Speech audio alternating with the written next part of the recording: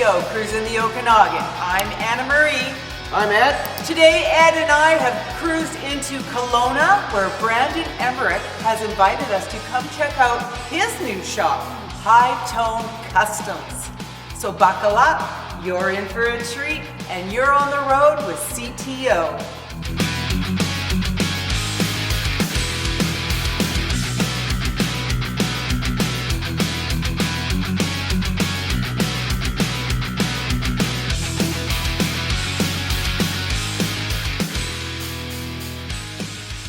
So I'm Brandon Emerick. I'm the owner of High Tone Customs here in Kelowna. So we specialise in traditional pre-1963 customs, traditionally done as they were back in the 50s, and then post-war hot rods as well. I first met you on Instagram, and I remember looking at your stuff going, man, this kid's got some cool stuff he's posting, but back then I never realized that you had such a background in fabrication and really old school hot rodding. Tell me a bit about what... So when we were back in the UK, we moved out to Canada in 2011. We were part of a huge hot rodding custom scene, even overseas. Every year we would do big campouts at classic car shows where there'd be thousands of hot rods, customs, all that, and camp out for the weekend. And so I was doing that since I was about 6 years old. It kind of stuck with me, and I didn't have a choice but to go into this craziness. So.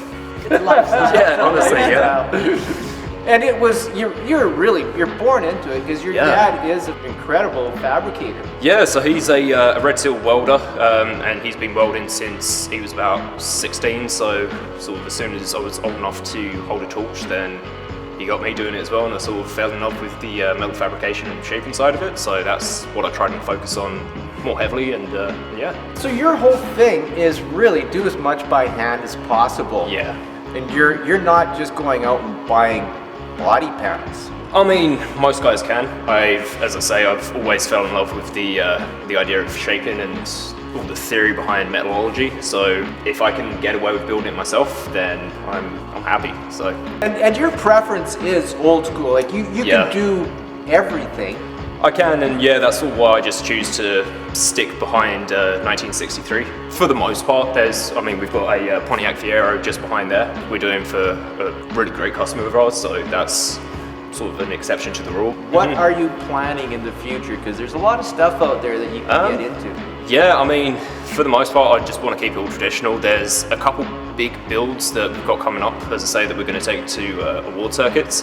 And we've also got a big event planned, we're sort of crossing the T's and dotting the I's for the summer, which, that's going to be a fun event for that. So, nice. it's going to be cool. And then, as long as I can have a shop and build some cool old stuff, then that's pretty much all I need out of life. So, We're here with Brandon's dad, also the mentor, I guess.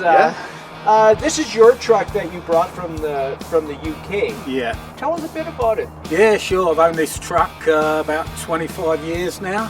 When I bought it, it was sort of a bone stock red 56 F100. Over the years, we've customised it, I guess. We did a lot of modifications to it. On the back here, we've got our mid-50s Dodge fenders.